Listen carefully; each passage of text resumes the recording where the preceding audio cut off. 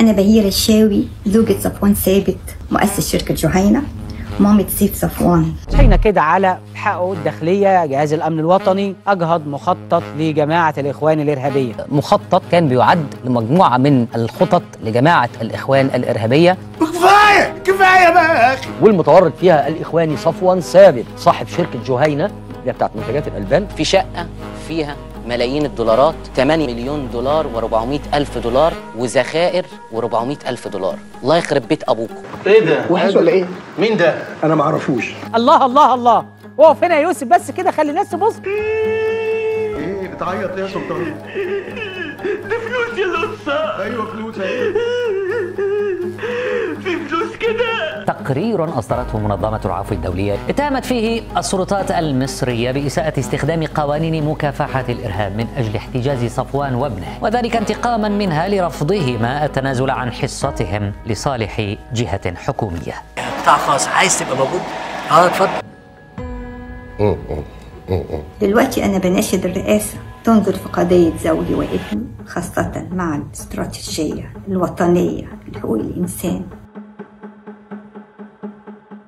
عشان تخش في انك انت بتدي مواطن مصري، طفل كان او طفلة، لبن الكيلو من المنتج ده بتمن، والكيلو من المنتج ده بيزيد جنيه، جنيه ونص، مش كده يا فندم؟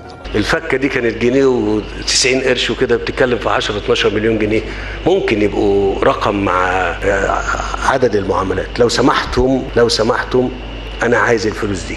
فك والله العظيم فك، وانا بحلف لكم بالله فك. 8 مليون و400 ألف دولار. ازاي ناخدها انا ما اعرفش، عشان نحطها لان امال ايه؟ وعثر على غرفه سريه هوريها لكم دلوقتي داخل الشقه. ليه؟ عشان يحطوا الاموال النتنه دي، الاموال القذره بتاعتهم دي، وبداخلها مبلغ بسيط.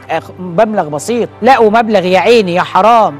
يعني خدتوا المبلغ البسيط يا جماعه، ده فكه. كانوا في السجن، شوفوا الدمويه بتاع هذه الجماعه، هو في السجن ويؤسس ويجهز لمخطط لإحياء تنظيمه الإرهابي مرة تانية. ابني وضعه إيه من كل ده؟ ابني اللي موجود في غرفة في السجن، أشد سجن في مصر، تحت الأرض ما بيطلعش منها. شوفوا الشغل اللي بيتعمل إزاي.